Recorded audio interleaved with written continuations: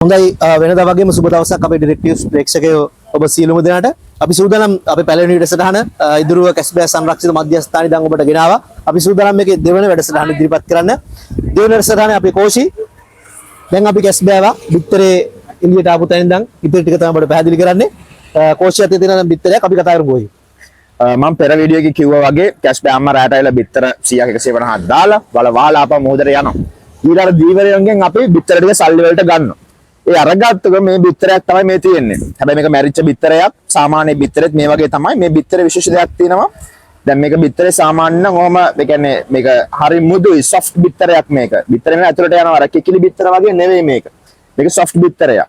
ඒ වගේම තමයි මොකද කැස්බෑ අම්මා සාමාන්‍ය අඩි එකමාරක් දෙයක් වලක් කාරලා වල ඇතුළට මේ බිත්තර ටික දාන්නේ. ඒ අර කිකිලි බිත්තර ටිකක් ඔකට දැම්මොත් ඒ බිත්තරේ ඔක්කොම කුඩු වෙනවා. ඉතින් මේක ඒ වගේ නෙවෙයි. ගොඩක් නම්‍යශීලී විදියට තමයි මේ බිත්තරේ තියෙන්නේ. ඉතින් මේ බිත්තර ටික දාලා කැස්බෑ මොහොතට යනවා. අපි අර කියන බිත්තර ටික මෙතන තමයි අපි ඔක්කොම තැම්පත් කරලා තියෙන්නේ. මෙතන බලන්න පුළුවන් ඔයගලන්ට අපි බිත්තර වල නම් ගහලා තියෙනවා එක බෝඩ් වල. ඒ නම් ගහලා තියන්නේ දැන් GT කියලා ගහලා තියෙන්නේ green turtle කියන එක. ඒ වගේම OR කියලා ගහලා තියෙනවා olive redley කියන එක. එතන බිත්තරය අනුව හඳුනා ගන්න පුළුවන්ද මේක? පුළුවන්. බිත්තරේ ප්‍රමාණය අනුව අපිට හඳුනා ගන්න පුළුවන්. සාමාන්‍යයෙන් leather back බිත්තරයක් ටෙනිස් බෝලයක් විතර ලොකුයි.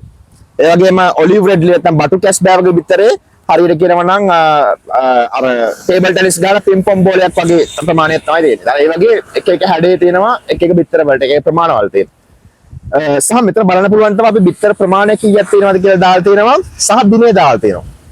මේ දවසින් දවස් 45කට පස්සේ තමයි පැටව එළියට එන්නේ. මාස 3ක් වගේ කාලයක් මේ ස්ථානයේ බිත්තර සංරක්ෂණය කිරීමේ කටයුතු සිදු කරනවා. දවස් 45න් පස්සේ එතකොට එකපාරමද මේ නැත්තම් ඔයලා මේකට දවසින් දවස යනවාද බිත්තර බලන්න චෙක් කරගෙන මොකක් කරේ නේද? මේ පැටව තමයි වල හාරගෙන උඩට එන්නේ.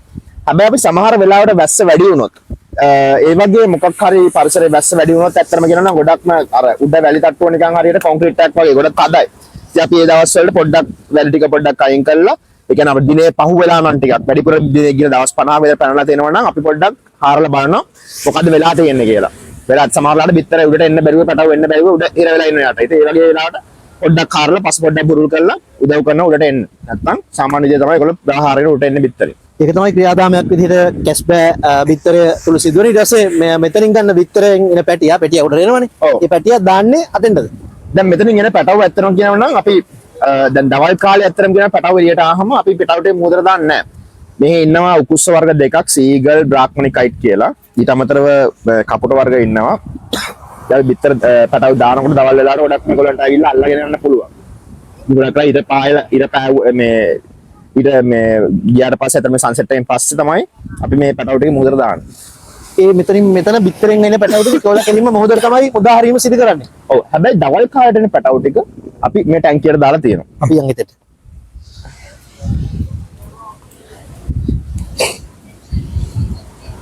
සාමාන්‍යයෙන් මෙහෙම දවස් 45ක් ඇති කරපුවාම අපි ගත්තොත් පැටව කී දිනක් වගේ ගන්නවද ඔයාලා? දැන් මෙහෙමයි. දැන් අපේ මෙතන සංරක්ෂණ මේ කොටුව ඇතුලේ සක්සස් රේට් එක සාමාන්‍යයෙන් 85% වගේ. 85% 85 more than 85%. ඉතින් සහ දැන් ඒ හැදුනට පස්සේ පැටව අපි දවල් කාලේ මෙතන දාලා තියෙනවා මේ ඉන්නේ ඔක්කොම අධිපතිච්ච කට්ටිය මේ පැටව. අධිපතිච්ච අපි වැඩසටහන ගෙන පටිගත කරන දවසේ ඉපදිච්ච පැටව මේ ඉන්නේ නේ. මෙතන ඉන්න වර්ග දෙකක්. මේ ඉන්නේ green turtle නැත්නම් කොළ කැස්බෑව කියන එක්කෙනා. මේ ඉන්නේ බටු කැස්බෑව. කොළ කැස්බෑවයි බටු කැස්බෑවයි. එතෙන්දි විශේෂ දෙයක් තියෙනවා. ඇත්තම කියනවා දැන් මේක ඇත්තටම දැන් මේ සම්බන්ධයෙන් ලංකාව ඇතුලේ රිසර්ච් කරලා තියෙනවා මදි කොට. දැන් අපි ඇත්තටම ඉන්ටර්නෙට් එකෙන් හොයාගත්ත කරුණු සහ මෙතන ඉන්න වැඩිහිටි කට්ටියකින් අහගත්ත කරුණු ඒ දේවල් එක්ක අපි යම් කිසි අපි ඉගෙනගත්ත කරුණු වලින් තමයි අපි මේ විස්තර කියන්නේ. තමයි ඊට වඩා දැනුම දැනන කට්ටිය මේ ශ්‍රේෂ්ඨ පළවුරු තියෙන කට්ටිය ගොඩක් ඇති. මම කියන්නේ ඒ කට්ටියට එකතු වෙලා තා පුළුවන් නම් මේක අඩුපාඩු තියෙනවා නම් කමෙන්ට් කරන්න. ඒ දේවල් අදහස් දක්වන්න කියලා නියතමානීය මම ඉල්ලා හිටනවා. දැන් අපි දන්න විදිහට මේ තියෙන්නේ කැස්බෑ වගේ බෙලි බටන් එක නැත්තම් බුරිය. දැන් මේ කියනවා අපේ මුහුද දානකොට මේ පැටව ටික මේගොල්ලන් මේ බුරිය අනිවාර්යෙන් මේ වැලි වල ගෑවෙන්න ඕන කියලා. ඒ ගෑවුනාට පස්සේ ඒගොල්ලෝ මේ ලොකේෂන් එක මාක් කරගන්න හරිය GPS එකක් වගේ.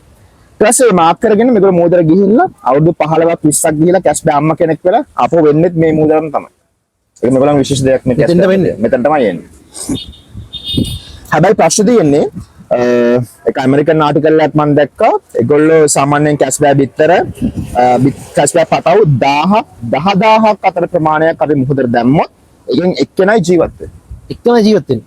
මොකද ඒගොල්ලන් කන ප්‍රෙඩේටර්ස් ගොඩක් ඉන්න නැත්නම් ඒගොල්ලන් කන සත්තු ගොඩක් ඉන්න. ඒ කියන්නේ 10000 අතර ප්‍රමාණය. 10000 අතර ප්‍රමාණයක් දැම්මොත් එක්කෙනයි ජීවත් වෙන්නේ. ඉතින් මේ පටවු ටිකෙන් කී දෙනෙක් ජීවත් වෙද කියලා අපි දන්නේ නැහැ. හැබැයි අපි උත්සාහ කරනවා මිනිස්සුන්ගෙන් වෙන හානිය උපරිම අඩු කරන්න. සාමාන්‍ය මේ කොහොමද විතරෙන් එළියට ආපු දවසේම රැයත් පියාමේ වල මේක මුහුදට උදාහරණවද නැත්නම් දවස් ගණන් මේකේ තියාගන්නවා අපි තියාගන්න අපි තීන දවසම දාන තමයි උත්සාහ කරන හැමදාම අපි එහෙම කරන්න තමයි උත්සාහ කරන්නේ. මොකද ඇත්තට තියාගෙන ගන්න හේතුවක් නැහැ අපිට. මොකද ඇත්තම කියනවා දැන් මේ කාලේ අපි එක දවසකට සමහරවිට බිත්තර 500ක් වගේ ප්‍රමාණයක් එක දවසකට අපි බිත්තර ගන්නවා. සල්ලි දීලා ගන්න මම පෙන්නන්නම් අපේ සංඛ්‍යාලයකන. මේ ඒතර එහෙම ගත්තට පස්සේ ඒ කියන්නේ අපිට හැමදාම ඇත්තට කියනවා පටව වෙන්නව නිදහස් කරන්න. ඉතින් අපි හැමදාම මේගොල්ලන්ව මුහුදට දාන එක තමයි කරන්නේ. රයිට් අපි ඊට පස්සේ කොතනද දැන් කෝචි? අපි යමු එහා පැත්තට. රයිට් ඔන්න අපි කැස්බෑ පැටව බලලා ඊට පස්සේ දැන් කොතනද කෝචි මේ අපි ඉන්නේ? හරි.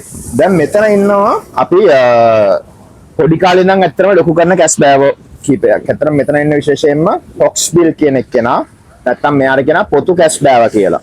මෙයාගේ පොතු කැස්බෑවගේ උඩ කටුව ඇත්තටම අර ඉස්සර ආරච්චිලා ඔළුවේ අර නැමිපනාව හදලා තියෙන මේකෙන් කියලා තමයි කියන්නේ. මේ කැස්බෑවගේ පොතු වලින්. මෙයාට ලෙලි කැස්බෑව කියලා කියනවා, උකුසුවටා කියලා කියනවා, පොත්තා කියලා කියනවා. ඔහොම එක නම්බර් එක වලින් මෙයාම හඳුන්වනවා.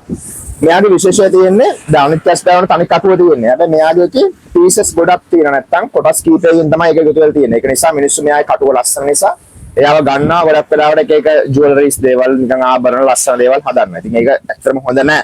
අපි කියන්නේ කොයි වෙලාවත් ඒ දේවල් එන්කරේජ් කරන්න එපා කියලා. මේ කැස්බෑවෙත් අනිත් එක අවුරුදු 100කට වැඩි කාලයක් මේ ලෝකේ ජීවත් වෙනවා. ඔව් ඇත්තටම පරිසරය ඉතාමත් වැදගත්. මේක ඇත්තටම ස්පොන්ජ් ආහාරයට ගන්න මේගොල්ලෝ තමයි හොක්ස්බිල්. මේ ඉන්නේ ඒ වගේ වර්ගයේම කැස්බෑවෙක්. නෑ මෙයා බටු කැස්බෑවෙක් ඇත්තටම කියනවා මෙයාට අවුරුද්දයි වයස වෙන්නේ. දැන් විශේෂයෙන් තව දෙයක් තියෙනවා අර මේ හොක්ස්බිල් ගැන කියන්න. ගිය අවුරුද්දේ අපිට හොක්ස්බිල් එක අම්මා කෙනයි හම්බුනේ. අපි අම්මගෙන් පැටව 3 දෙනෙක් මෙතන තියාගෙන ඉන්නවා. ඒ පැටවුත් එක අවුරුද්දක් අත්තම කියන ඊළඟ කැස්බෑ අම්මා අපිට හම්බ වෙනකන් අපි තියන් ඉන්නවා මේ වර්ගයේ. තියාගෙන මේ 3 දෙනෙක් ඉන්න අපේ ගාව. සබලන පුළුවන් මෙතනත් ඉන්නවා.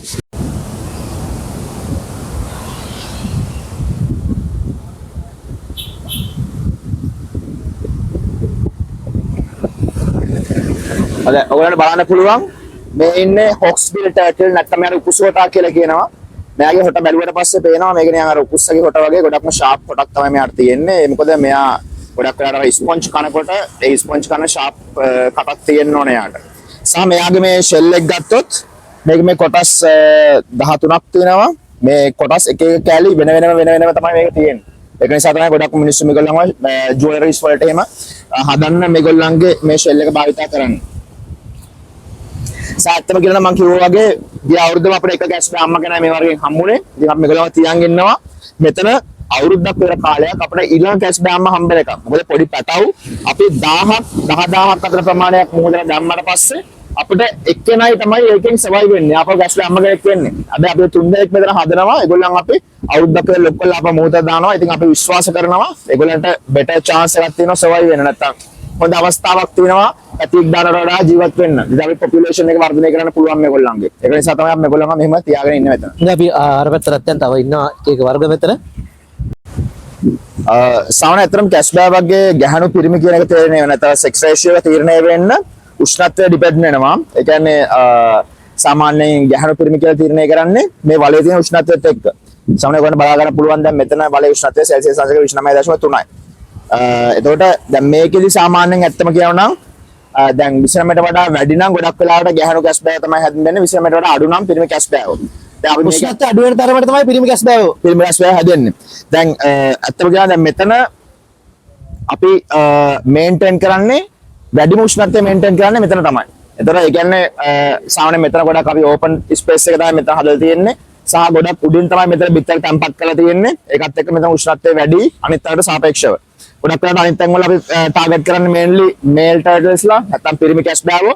මෙතන ගොඩක් වෙලාවට ඒ කියන්නේ 29ට වඩා වැඩි වෙන්න 29ත් එක්ක වගේ තමයි යන්නේ. මේක අපි ඒ මේන්ටේන් එක 29 වගේ තමයි යන්න මෙතන හදලා තියෙන්නේ. ගොඩක් වෙලාවට දැන් ප්‍රශ්න දෙයක් ඇත්තම කියනවා නම් දැන් ක්ලයිමේට් චේන්ජ් ඒකත් එක්ක බලපනවා ආපහු. දැන් ඒතර දේශගුණයේ පරිසරයේ තියෙන උෂ්ණත්වයේ ප්‍රමාණය දවසින් දවස වැඩි වෙනකොට ගොඩක් වෙලාවට අප්‍රිකානු රටවල අරාබි රටවල ඒ වගේ තැන් වල ගොඩක් වට හැදෙන්නේ ෆීමේල් නැත්නම් ගෑනු කැස් බෑවුම් විතරයි. හැබැයි මෙතන අපි පිරිමි කැස් බෑවුත් මේකෙන් හැදෙනවා. ඉතින් ඒක ගොඩක්ම පරිසරයේ සමතුලිතතාවය ගොඩක්ම අවශ්‍ය වෙනවා. ඒක නිසා අපි ගොඩක් වෙලා උත්සාහ කරන්නේ පිරිමි කැස් බෑවුම් හදන්න. හැබැයි මෙතන අපි මේන්ටේන් කරනවා සෙල්සියස් 29 මේක හරි මධ්‍යස්ථ විදිහට යන්න. ගෑනු කැස්බෑව එතන මේ දැන් කැස්බෑව අපි ඉස්සෙල්ලා කතා කරා මේ අඩියක් එක ඩියකමාරක් වල හරනවනේ. ඔව්. දැන් එතන මෙතනත් ඒ ප්‍රමාණයම හරලා මෙතන තියෙනවා. සාමාන්‍යයෙන් අඩියට වඩා උඩින් තමයි මෙතන තියෙන්නේ. ඊට වඩා අපි මෙතන හරන්නේ නැහැ. මෙතන පොඩ්ඩක් අර අපි ඒ ලෙවල් එක 29 ලෙවල් එක මේන්ටේන් කරන් තමයි මෙතන හදලා තියෙන්නේ. හැබැයි අනිත් තැන් වල අපි සාමාන්‍ය විදිහට අඩි දෙකේම ප්‍රමාණයට තමයි ගොඩක් ඒවා තියෙන්නේ. ඒ ගන්නට තමයි. ඒ කියන්නේ අපි ගොඩක්ම මෙතන උත්සාහ කරන්නේ පිරිමි කැස් බෑව හදන්න සහ ගෑනු කැස් බෑව හැදෙනවා නම් හැදෙන්න තමයි මෙතන තියෙන්නේ. මෙතන ඇත්තටම ඔයගොල්ලන්ට බලන්න පුළුවන් ආබාධිත කැස් බෑවක් තමයි මෙතන ඉන්නේ.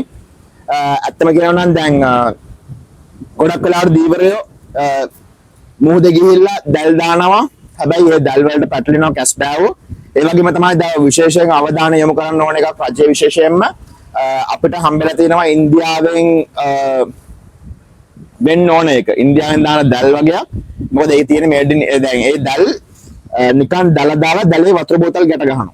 පොඩි දැල් කෑල්ලක් සාමාන්‍යයෙන් අඩි 10 වගේ දැල් කෑල්ලක් දාලා මොහොතට ඒ දැල් කෑල්ලේ වතුර බෝතල් ගැට ගහලා දැල පාවෙන්න දාලා තියෙනවා. දාල් තිබ්බට දැන් දාල් තියලා ඒ දැලේ කාලයක් යනකොට පොඩි පැලෑටියකින් හැදෙන්න ගන්නවා. ඊට පස්සේ පැලෑටිත් එක්ක තව ජීවය නිර්මාණය වෙන එතන තව මාළු එතනට එනවා පොඩි මාළු වෙනවා. ඒ මාළුන්ව කන තව ලොකු මාළු වෙනවා. ඒ මාළුන් කන තවත් ලොකු මාළු වෙනවා. මේ මෙතන පරිසර පද්ධතියක් හැදෙනවා. හැබැයි දැන් ඕක වෙලා තියෙන ඕක ආටිෆිෂල් එකක්. ගොඩක් කරලා දීවර තමයි ඕක හදන්නේ. අපිට හම්බෙච්ච වතුර බෝතල වල ලේබල් වල තියෙන ඉන්දියා මේඩ් ඉන් ඉන්දියා කියලා ගහපු ඒවා. ඉතින් අපි විශ්වාස කරනවා ගොඩක් වෙලාට ඉන්දියාවේ තමයි ගොඩක් කැස් බෑව අපිට හම්බුණා එහෙම. අත් දෙකම නැති කැස් බෑව වෙනවා. ඒ කැස් බෑව විශේෂයෙන්ම හම්බුනේ ඒ විදිහට ඒ වගේ දැලකින්. අපි බලමු එහෙම මෙතන බලන්න පුළුවන්. මේ කැස් බෑවගේ ඇත්තටම කියනවා අත් දෙකම නැහැ. මෙයාව හම්බුනේ ඇත්තටම අපිට එහෙම දැලකින්. දැන් ඒ දැලේ පැටලුණාට පස්සේ බේරෙන්නවත් බෑ. මෙයා මෙතෙන්ට ඇවිල්ලා කොච්චර කල් වෙනවද? මෙයා ඇවිල්ලා අවුරුදු 7ක් විතර වෙනවා මෙතන ඇත්තටම. මෙයා තමයි අපිට මුලින්ම හම්බෙච්ච එක කියනවා.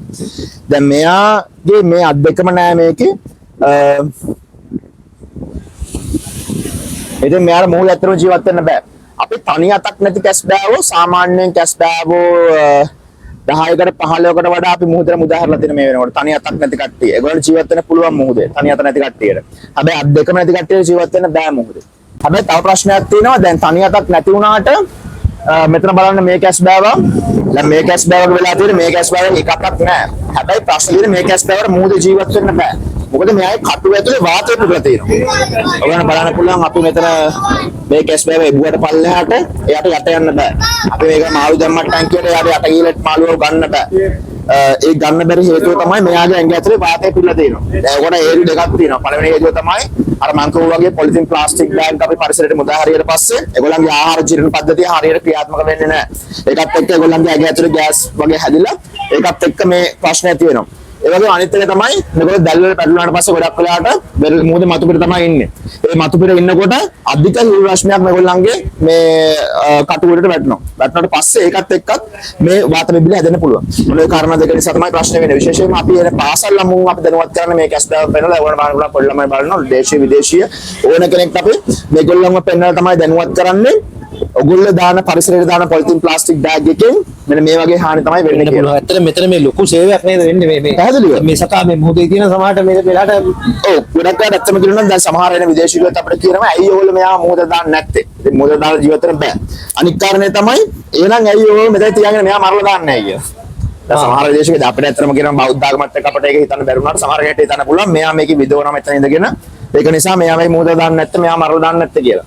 හැබැයි අපේ බලාපොරොත්තුව දෙන්න ඇත්තටම කියනවා නම් මෙයාට යම් කිසි විදියක් තියෙනවා නම් මෙයාව සුව කරන්න. ඒ සුව කළා අපිට මෙයා මොහොත දාන්න පුළුවන් නම් ඒක තමයි බලාපොරොත්තු වෙන්නේ. විශේෂයෙන්ම කියනවා නම් දැන් අපිට ලංකාවේ ප්‍රශ්නයක් තියෙන ඇත්තටම අපිට හරිය ස්පෙෂලායිස්ඩ් ડોක්ටර් කෙනෙක් නැහැ. මේ තියෙන වාත බබළු අයින් කරලා මෙයාව මොහොත දාන්න පුළුවන් නම්. සහ ඉස්සරහට දැන් මේ කාලේ වෙනකොට ඇත්තටම කියනවා නම් ආටිෆිෂල් ඉන්ටෙලිජන්ස් තියෙනවා. ඒක කෘත්‍රිම බුද්ධිය.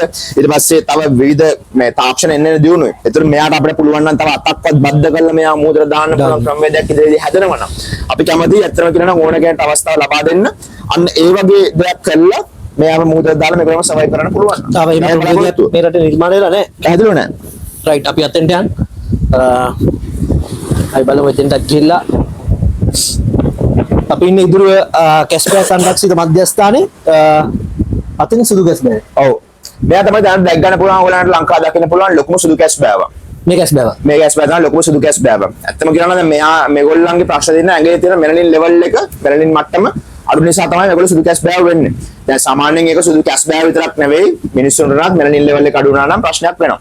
ඒතර ඒගොල්ලෝ සුදු පාටයි පරිසරයට හරියට අනුවර්තනය වෙලා නැහැ. ඒකත් එක්ක පරිසරයේ ජීවත් වෙන්න අමාරුයි. දැන් උදාහරණයක් විදිහට කියනවා නම් මේගොල්ලන්ගේ මෙයාගව කන්න විලෝපිකයෝ ඉන්නවා නම් ඒ නැත්තම් ප්‍රෙඩේටර්ස්ලාට මෙයාව ඉක්මනට පේනවා. මෙයාව සුදු පාට හින්දා. එතකොට මෙයාට ජීවත් වෙන්න අමාරුයි. හැබැයි මෙතන තියෙන ලොකුම ප්‍රශ්නේ දැන් මේගොල්ලන්ගේ සෞඛ්‍ය තත්ත්වය සම්බන්ධයෙන් ප්‍රශ්නයක් තියෙනවා. අතන මෙයාගේ ෂෙල් එක මේ ඉක්මනට බර්න් වෙනවා. නැත්තම් මෙයාගේ ෂෙල් එක ඉක්මනට ඩ්‍රයි වෙනවා, වියලි වෙනවා. වියලි වෙනවා ඒක පිච්චෙන්න පුළුවන්. නැත්තම් ඒ තුවාලේ හැදෙන්න පුළුවන්. එහෙම ප්‍රශ්නයක් තියෙනවා මෙයාට. සහ මෙයාගේ පෙනීමේ මට්ටම අනිත් කැස් බෑවට සාපේක්ෂව ගොඩක් අඩුයි. ඒක තමයි අපි ඔබ්සර්ව් කරලා තියෙන්නේ මෙයාගේ. මේ කැස් බෑව මෙතනට එන්න කොච්චර කාලද දැනගන්න? මෙයා මෙතනට ඇවිල්ලා අවුරුදු 4ක් විතර වෙනවා.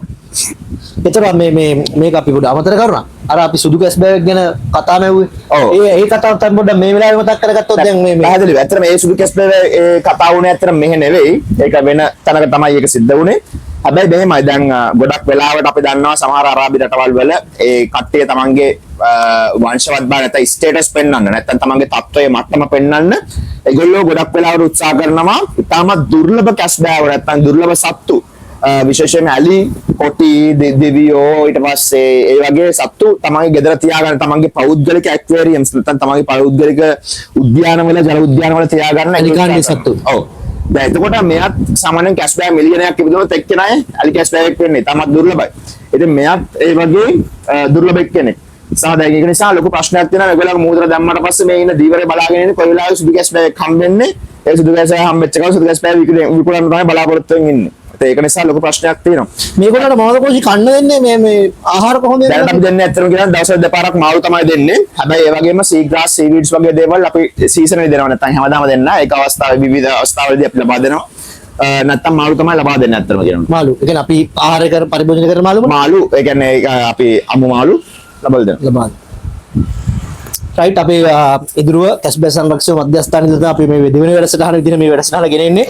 තව කොහෙද කෝෂි අපිට මේකේ බලන්න බලයුත්තන් තියෙන්නේ. අපි යමු තව තියෙන තැනක්. අපේ ගාව ඉන්නවා දෙකම නැති කැස් බෑග් එක. මෙයා තමයි අපිට ඇත්තම කියනවා නම් දැන් අවුරුදු 2කට වගේ කාලයකදී තමයි මෙයාව හම්බුනේ.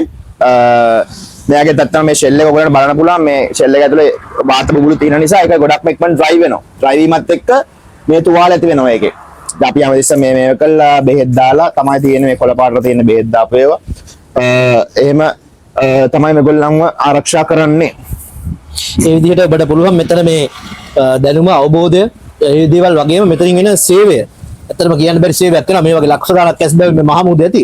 නමුත් එක සත්‍යයක් හරි ආරක්ෂා කරලා මේ දේ ලෝකෙ හැමෝම පෙන්නලා මේ තවත් මේ සම්බන්ධ ශේෂ්ත්‍රයට ආසා කරන ඉන්න නම් උන්ට පුළුවන් මේ අපි ඕනලාක මං කියන්නේ දැන් සමහරවල්ලාට මේක අහගෙන ඇති සමහර විශ්වවිද්‍යාලවල ඉගෙන ගන්න ශිෂ්‍යයෝ විශේෂයෙන්ම පරිසර කර්ණාකරණය නැත්නම් එන්වයරන්මන්ට් මැනේජ්මන්ට් කරන කට්ටිය නැත්නම් බයෝඩයිවර්සිටි පැත්තෙන් ඉගෙන ගන්න කට්ටිය නැත්නම් ජීව විද්‍යාව ඉගෙන ගන්න කට්ටිය අපි හැමෝටම ඇත්තම කියනවා නම් ආරාධනයක් කරනවා ඔයගොල්ලෝ කැමති නම් රිසර්ච් එකක් කරන්න කැස් බෑග් ගැන නැත්නම් පරිසරය ගැන රිසර්ච් කරන්න පරීක්ෂණ කරන්න කැමති නම් අපි නොමිලේ ඔයගලන්ට සහයෝගය දෙනවා. මම දන්නවා සමහර කට්ටිය සල්ලි ඉල්ලන එක රිසර්ච් කරනකොට නොමිලේ ඔයගලන්ට සහයෝගය ලබා දෙනවා සහ උපරිම සහයෝගය අපි ලබා දෙනවා. අපි ඉතාමත් ඕනෑකමින් ඔයගලන්ට ආරාධනා කරනවා පෞද්ගලික මගේ නම්බරයට WhatsApp හරි ඊමේල් හරි ඕන දෙයක් කරන්න පුළුවන්. දිස් වෙනවා ඔබට කෝෂිල්ගේ නම්බර එක. කෝෂිල්ට කතා කරලා ඕන වෙලාවක අනිවාර්යයෙන් ඔයගලන්ට රිසර්ච් එකක් කරන්න ඕන නම් අපි ඕන වෙලාවක ඔයගලන්ට අපි ආරාධනා කරනවා එන්න රිසර්ච් කරන්න. අපිත් හරි ආසයි මේක ගැන රිසර්ච් කරනවා නම් මේ සත්තු ගැන රිසර්ච් කරන තරමට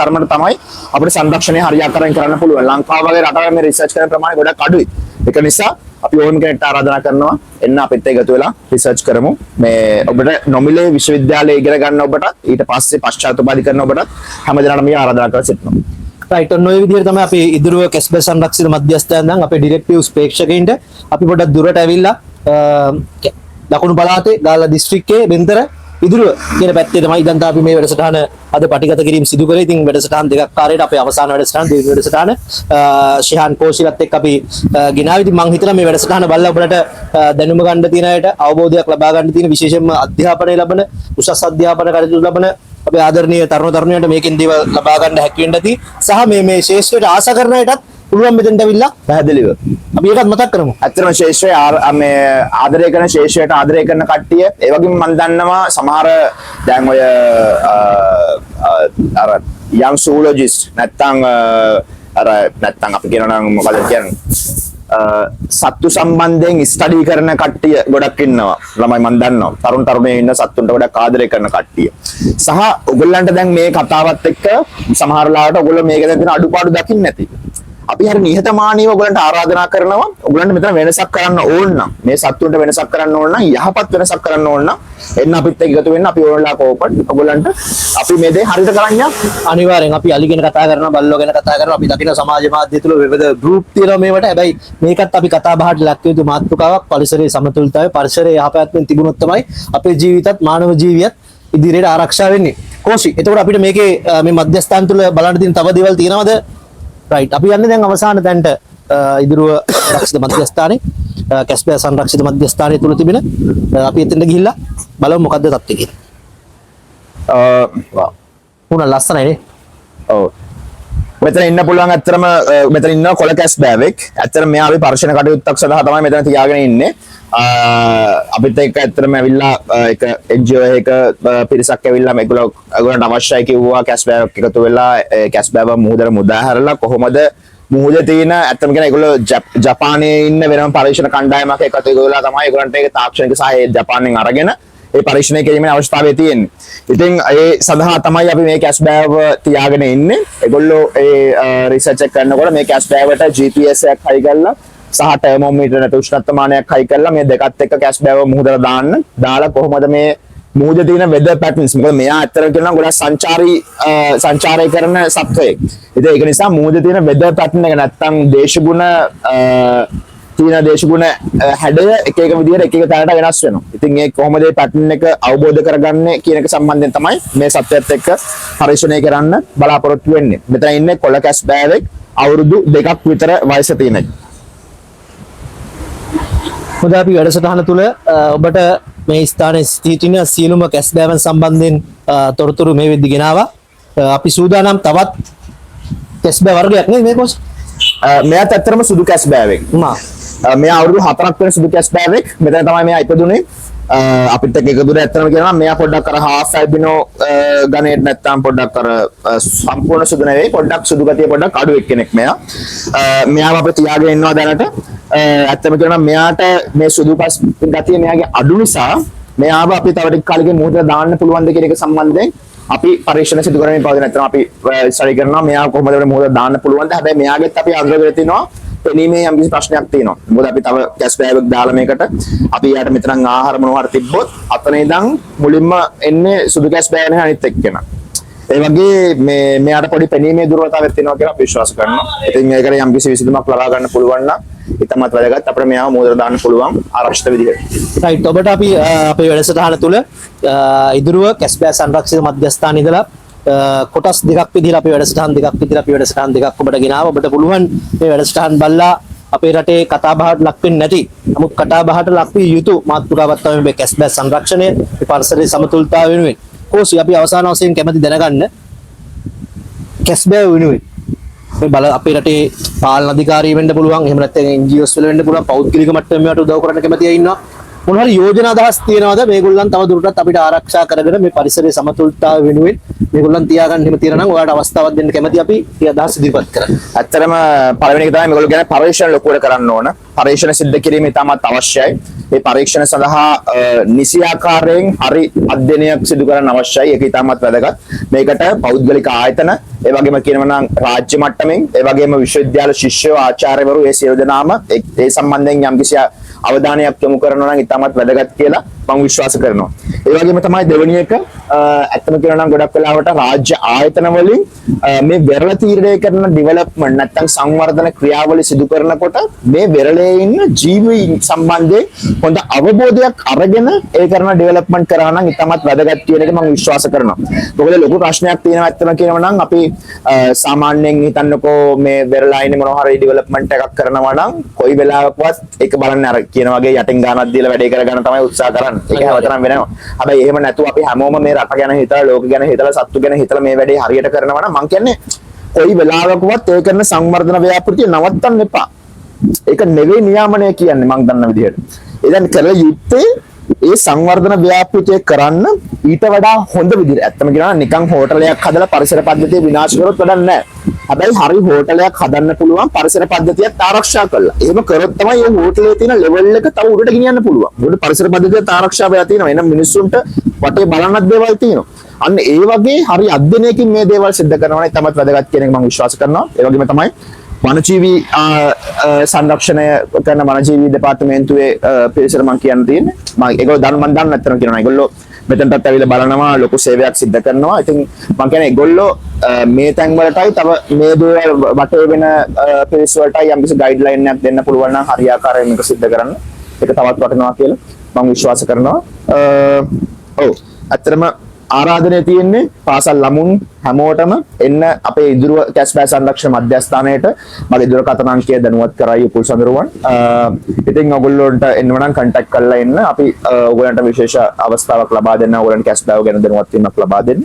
ඒක නිසා සියලු දෙනාටම අපි ආරාධනා කර සිටිනවා. බොහොම ස්තුතියි. හොඳයි මේ අපි තිරේ ඔබට පෙන්වන කෝෂිකේ දුරකථන අංකය ඔබට පුළුවන් ඔහු සම්බන්ධ කරගෙන ඇත්තට මේ විශේෂත්වය වෙන්නේ මේ මොරටුව විශ්වවිද්‍යාලයෙන් අධ්‍යාපනය ලැබලා ආකිටෙක්චර් කෙනෙක් විදිහට ඩිග්‍රියක් කරගෙන මේ කරන්නේ වෙනස් ප්‍රොසෙස්පැක් ඒක තමයි Tamanගේ ආසාව කියන්නේ. දැන් ඇත්තටම මම දැන් ඉගෙන ගත්තේ ලෑන්ඩ්ස්කේප් ආකිටෙක්චර් නැත්නම් භූමි නිර්මාණ වේදය.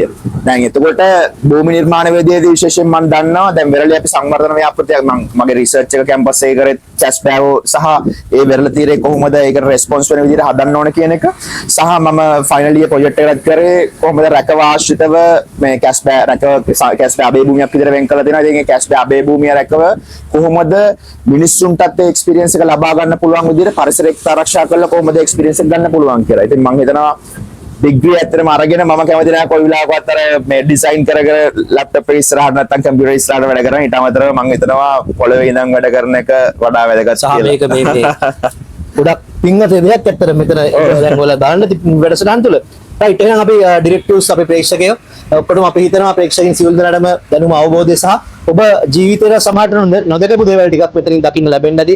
ඔබ ආශා කරනවා නම් මේ ශේෂ්ත්‍රේ එහෙම නැත්නම් ආශා නැති කෙනෙක් නම් මේ පැත්තට දැන් අපි වැඩසටහන බලලා ආසාවක් ඇති කරගන්න පුළුවන් මෙතෙන්ට එන්න පුළුවන් බලන්න. මොන අවස්ථාවක දැන් අපි නැවතත් තියෙනවා කෝෂික දුරකථන අංක අපි තිරේ දිස් වෙන දැන් ඔබට. ඉතින් බොහොම ස්තුතියි මචං කෝෂි මගේ නම් පිටට හැබැයි අපි වැඩසටහන තුළ ඔබට මේ වැඩසටහන ගෙනීමේදී විශේෂයෙන්ම ඩිරෙක්ටිව්ස් අපි සූදානම් වන්නේ මේ රටේ තියෙන වැදගත් දේවල් කතා බහට ලක් කරන දේවල් ප්‍රේක්ෂකයන්ට ගෙනියන්න. ඒ නිසා තමයි අපි මේ පැත්තට ඇවිල්ලා මේ වගේ වැඩසටහනක් කරන්න තීරණය කරේ. ඒ වගේම කියනවා අන්තිම ඩිරෙක්ටිව් වැඩසටහන මම බලනවා. ඒක නිසා ඇත්තටම හොඳ වැඩක්. ඒක නිසා සුබ ප්‍රාර්ථනා කරන ඉදිරියට හරි. එහෙනම් අපි තවත් මේ වගේ ලස්සන සුන්දර වැඩසටහනින් හමු වෙමු. එතකන් ගිහින් එන්න. සියලු දෙනාටම සුබ දවසක් අපි ප්‍රාර්ථනා කරමු.